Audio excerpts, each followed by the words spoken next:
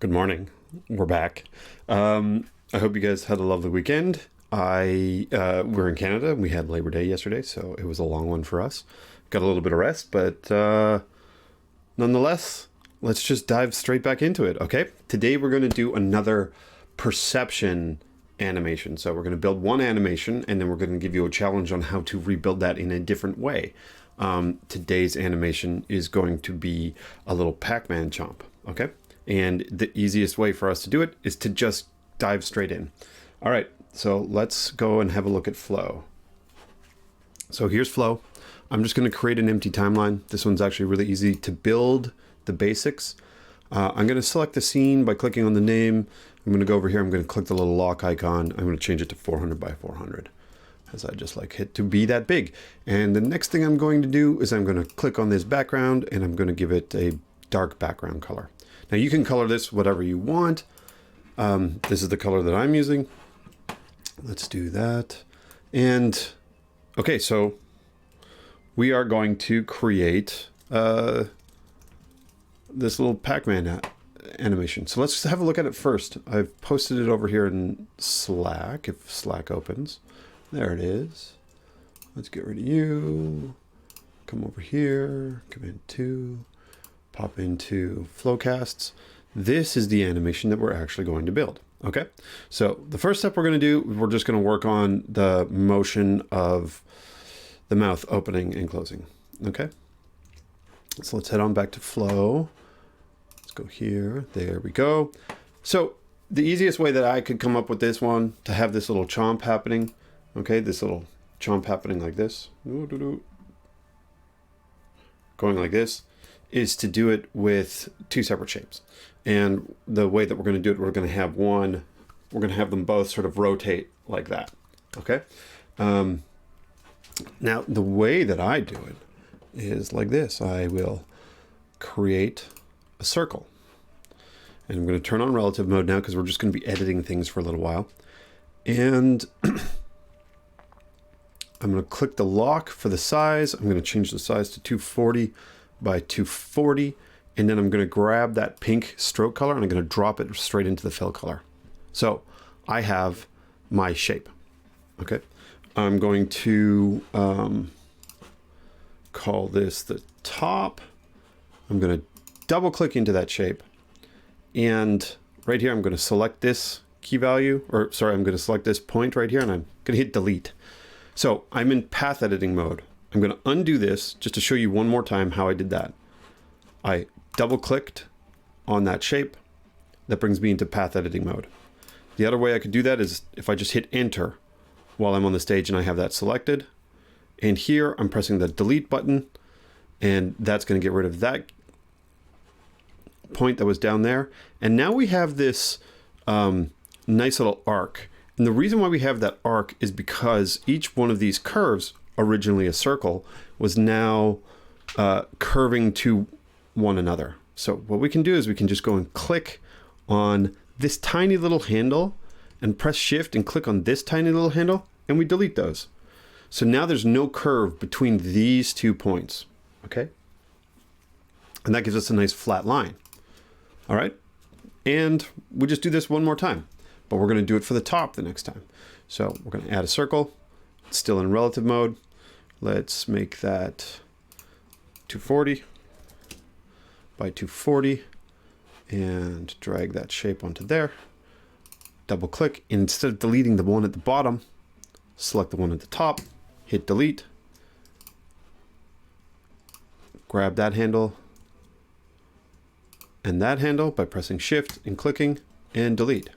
So now we have the bottom. Okay. So if we start to figure out, let's say, where the animation opens up, and it's just like a rotation for the mouth to open, we could maybe go ahead and try opening up the top by saying, oh, maybe it rotates out by 45 degrees, 1, 2, 3, 4, 5. And we do the same thing here. 45. Okay, so what just happened? It's very odd, right? I expected you may have expected it to just like open like this. Well, what's actually happening is it's rotating around the anchor point. Now, there are some other tutorials already, or some other flowcasts about the anchor point. There's also tutorials about it on our site.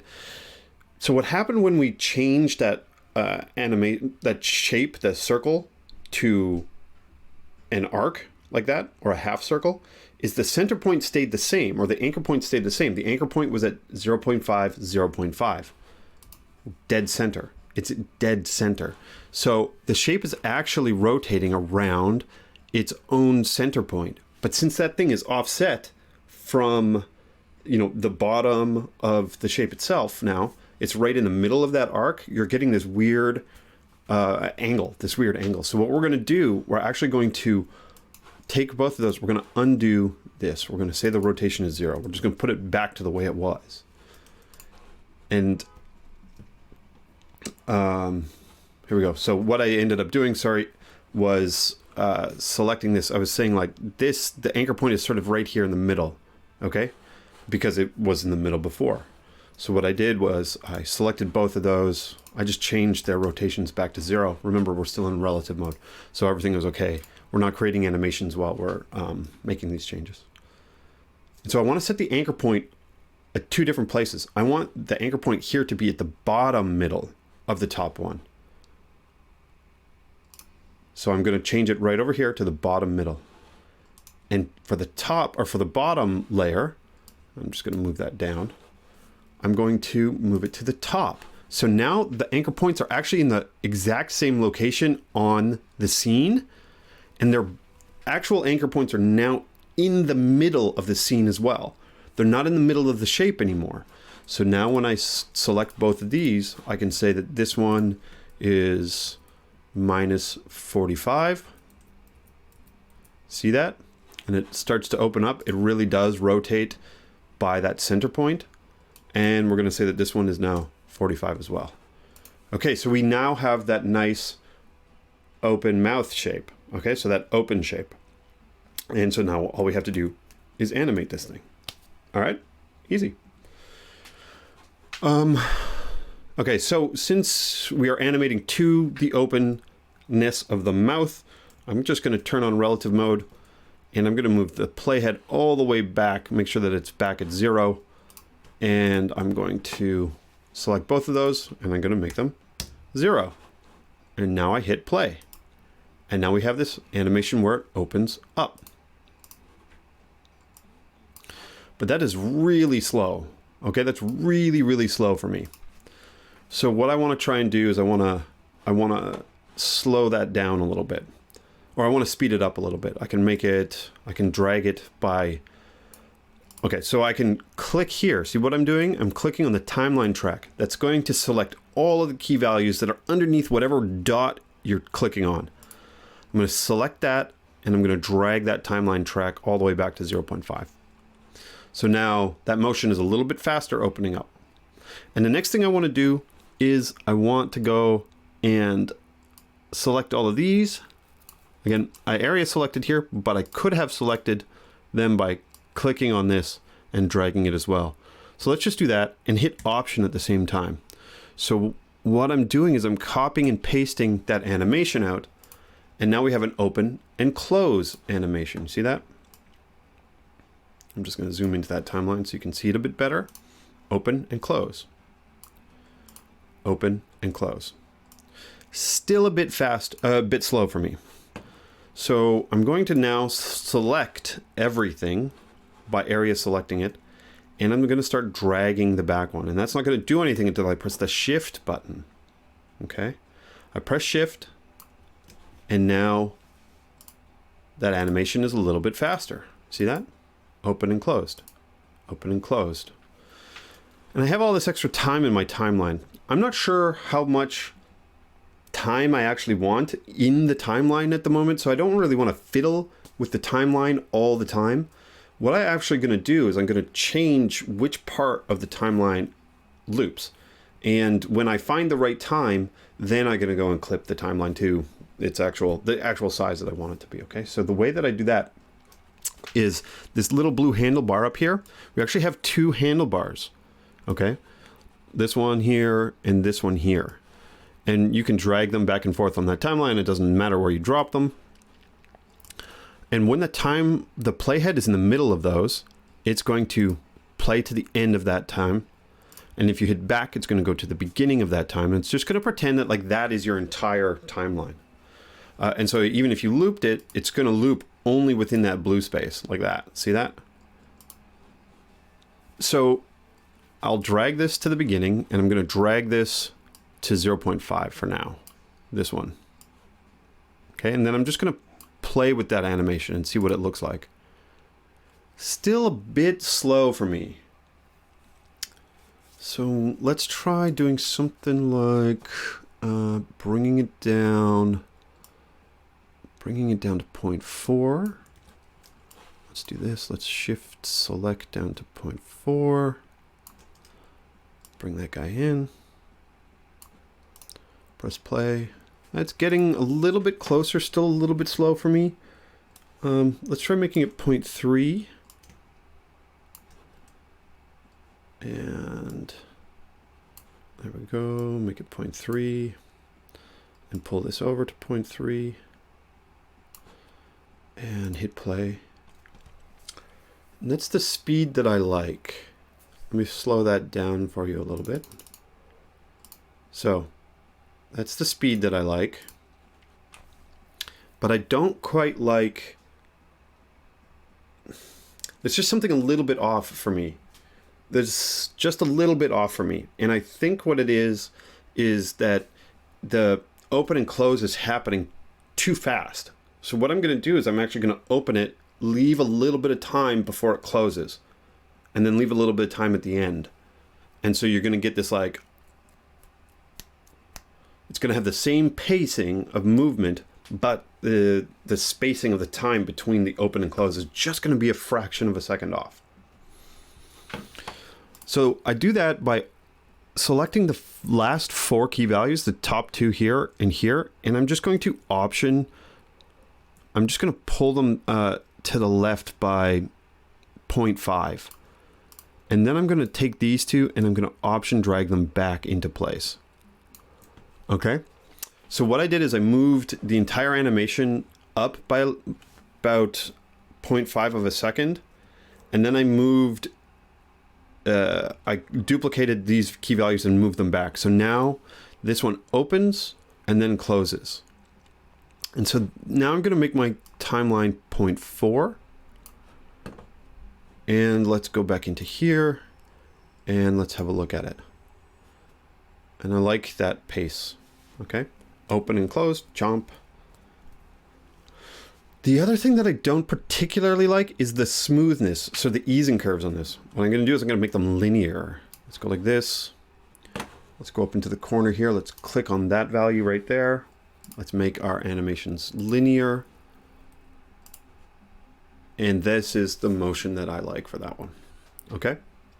So it's basically a 0.15 second open and close with a 45-degree rotation on each of the shapes. All right. So 45 degrees each. They're rotating by their center points. Okay. So it's sort of going like this. The rotation is linear.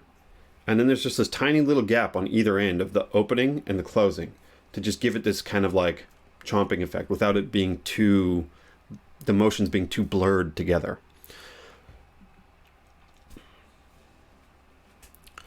So the next thing that I want to do is I want to add the dots to it. All right. Now, what we can do with this, and we did a nice intro to tracing a couple of weeks ago. I don't think it was last week. I think it was the week before. And in that set of flowcasts, we actually looked at one technique for drawing these little dots along a path. We're going to use partly the same technique, except this is just going to be a short path with the dots. And the dots are going to be just sliding. And then we're going to repeat that as well. Okay. So let's create a line. We're going to click add a line. Its default color is pink, so we can't see it right now, but let's do something like this. Let's just turn off our visibility on the top and the bottom here, and let's double click in. Let's grab the bottom dot, oh, sorry, the bottom point of our line and the top point of our line. And we're just going to command click those into place like that. Looks like I didn't have relative mode on. So let's go ahead and just delete the original position. Let's turn relative mode on. And before we actually get any further, the one step that I did want to do from before was to clip the timeline. So let's click on the timeline icon at the top right of the timeline, this little clock icon, and let's make it 0.4. And we're going to press tab twice until we have the option of clipping. We're going to select clip.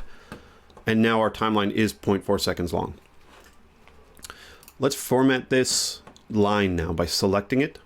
I like to just sometimes make it 1 point high. Just when you're exporting to HTML, you'll need that. So it's just a habit of mine. And now let's make that stroke width 20. Let's make the line cap round. And let's scroll down to the dash pattern. And we're going to make this dash pattern. We're going to give it a gap of 150 and 0.1 and 150. Just like that. Okay. So now we have this dash pattern of dots. Since our line is only 2 dots long, since our line is quite short, it's only 300 long, then it's going to go, it's 200 wide. You're only going to see 2 dots because you're going to see a dot at 1 and then a dot at 150 and then another one at 300, but 300 is past the line. If we make our width, again, much larger, like 600, we're going to see a lot more dots, okay? We don't actually need all that distance and dots. We just need to see 1 or 2 because we're going to be animating through the line. We're not going to be moving the line. So let's turn our shape back on. Let's call this our dots. And what we want to see is when this thing opens up like that, we want this line to be sort of in a position where it's coming into view or it's getting chomped, something like this. Like when it comes down, it's in this position right here. Okay, so let's make this position, I don't know, 350, something like that. And let's turn off relative mode. Now we're going to do a little bit of animating. And we're going to say at the beginning of our animation, the dot is at something like this. 1, 2, 3, 4, 5, 6. Minus 150. And we press play. Okay, we're getting close to our animation. But what is happening is it's sort of moving on this this easing curve, but let's make it linear, just like that, and hit play. There we go. So let's slow this whole animation down a little bit. So this is the playback speed is now 0.25. And so what's happening? Okay. Again, this stuff is laying outside of the scene, which is okay. We can clip that. And now this is what our animation is actually going to look like. And it's chomping. And every time it chomps, that little dot disappears. But what's actually happening with that dot? It's not disappearing, it's just resetting its animation to its original position.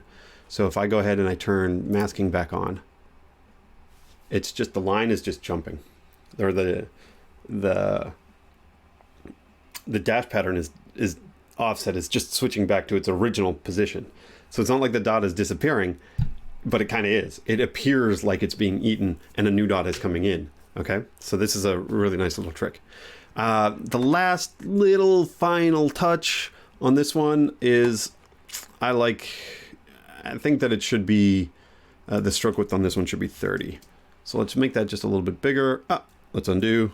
Relative mode, 30, enter, and let's turn our animation back on. And there we have our animation playing in slow-mo. And now we speed it up to normal speed. And this is what it looks like, okay? All right.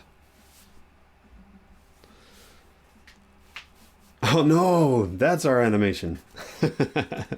Okay, so I think the only thing that I did was I changed the stroke width to 30 while I wasn't on the screen. Now I'm back. I'm still a rookie at all this flow casting stuff, so please be patient with me. That's the animation for today, okay? So the technique here, and the technique here that I want to re-emphasize is just the opening and closing. Two shapes, we changed the anchor point, and then we rotated them both. So the challenge today is to do that animation using only one shape. Okay, so the challenge is to do the opening and closing of the Pac-Man mouth with only one shape. Good luck. See you tomorrow.